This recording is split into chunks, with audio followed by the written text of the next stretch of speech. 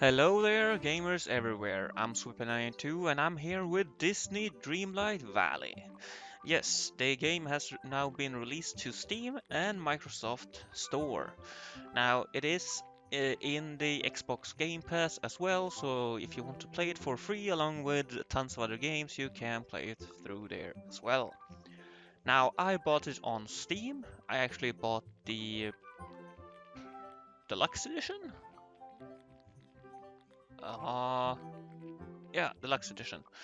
You have the ordinary edition, the deluxe edition, and the ultimate edition. The deluxe edition is about 45 bucks, if I remember correctly. I bought that one because I wanted to see what the microtransaction part was, how that worked, and so far it has not been much on that front actually. Which is good, but the game is pay to play. You can't play it for free. The game isn't going free to play until early next year, if I remember correctly. So far the microtransactions are light. We'll see what happens later. That is the main thing that worries me about this game. That it's very oriented towards kids, like young girls and boys, and with the Disney characters and animations and all that. With it being oriented towards kids, another thing they missed was parents with more than one kid.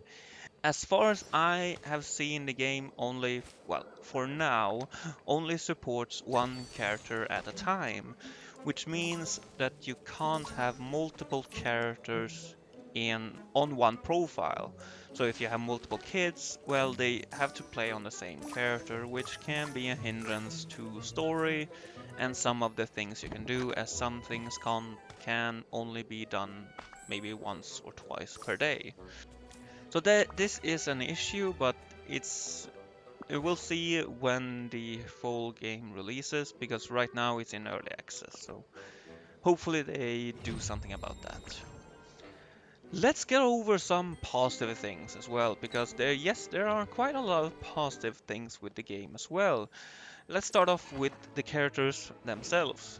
You start off with creating your own character, your own look and such.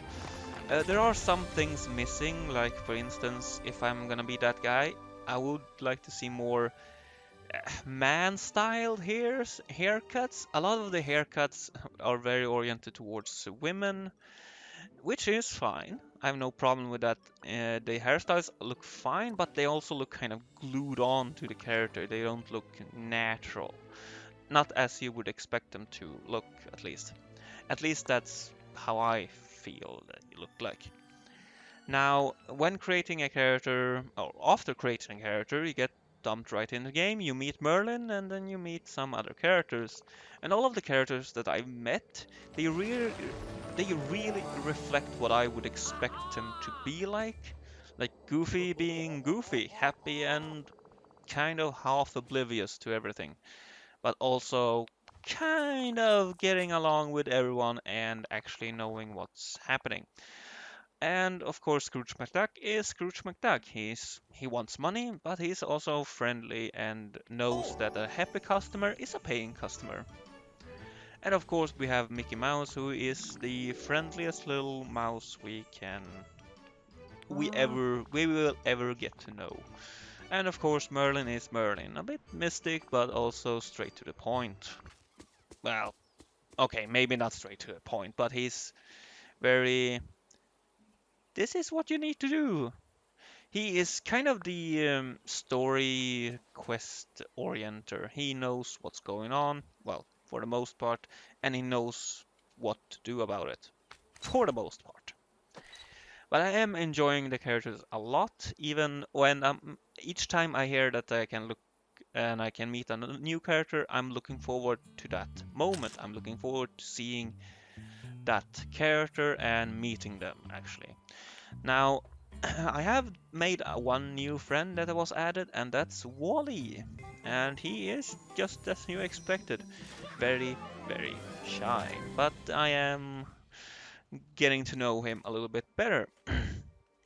As you gain experience points with the character, or friendship points, maybe I should say, with the characters, you get them to level up, and as they level up, you gain different rewards, and as they gain XP and level up, you also gain XP and level up yourself. With leveling up, you gain more energy so that you can work more. Yes, so you can do more chores without collapsing. And no, there are no microtransactions towards the energy in the game, because all you need to do to gain energy is to eat. And you can eat bananas, you can eat other fruits and vegetables, or you can cook a meal which will give you a lot more energy. You can also just go into your house and the energy meter will fill up rapidly, very fast. You just basically need to go in, stand there for 2 seconds, and then go out again, and you have a full energy bar again, and you can start doing things. Now, basically everything in the game does require this kind of energy. Now, it's easy enough to get new ones, so I have no issue with the system, as it works quite well. And I guess why they added it is the question, but I guess it was so that they had an excuse to have like cooking in the game, maybe? I don't know. But it works quite well.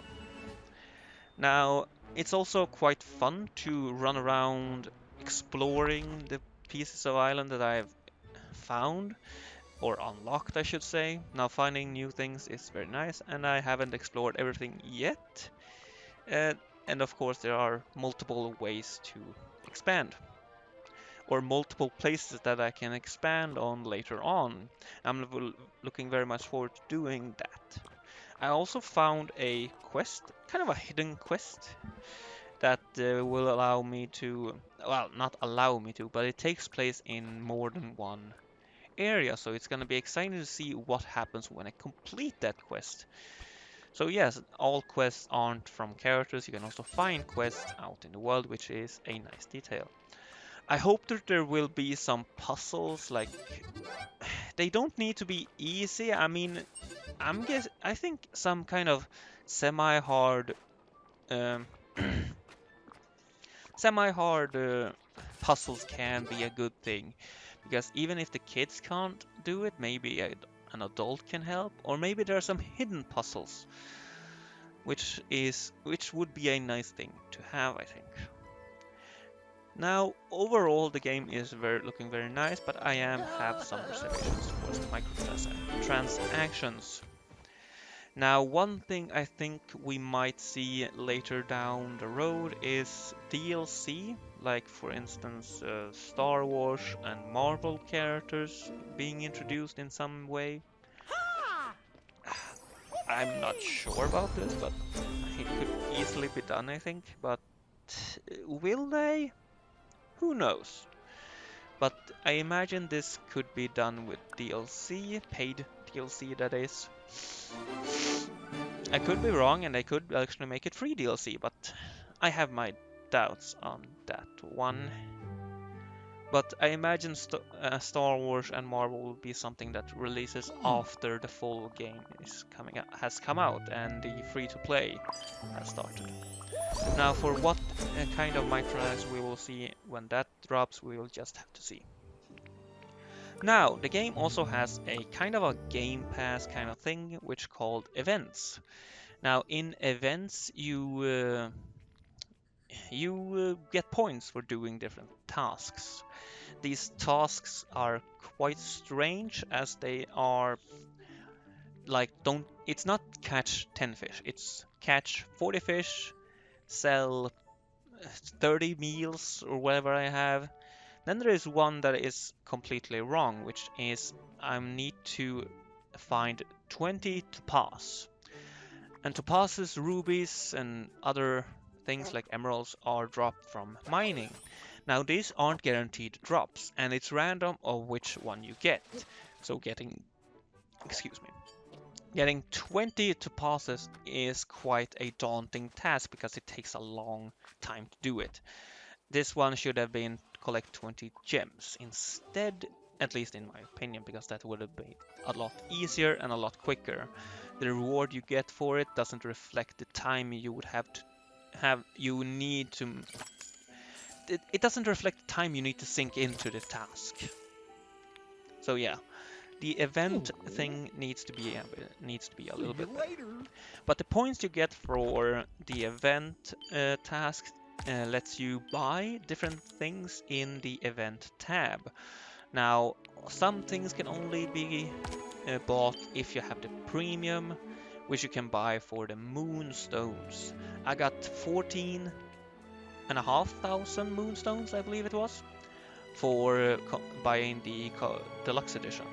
With this, I could buy the 2,500 pass, and it wasn't too much because as I looked into the pass, you can also actually buy these moonstones. So you can buy moonstones for the points you get, and through the whole, if you gain through all the ranks in the game pass or event pass, whatever you want to call it, you can actually get back, was it 2,000 moonstones? I want to say.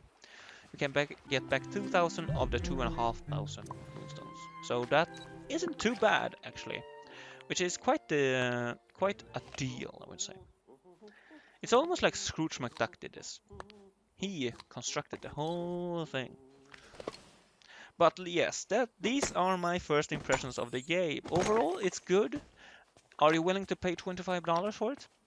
I would say it could be worth it if you like these kinds of kind of life sims, kind of like Animal Crossing, where you get to because you can decorate the whole place with your things that you craft or you get from rewards for different things. You can place them anywhere in the world, almost. Some things, I guess, you can only place in the home, but you can place a lot of things outside the home. You are the one who get to create the island. You can remove stuff, you can remove bushes, you can remove fences and posts and a lot of different things. So it is up to you how the island or how the Dreamlight Valley will look in the end.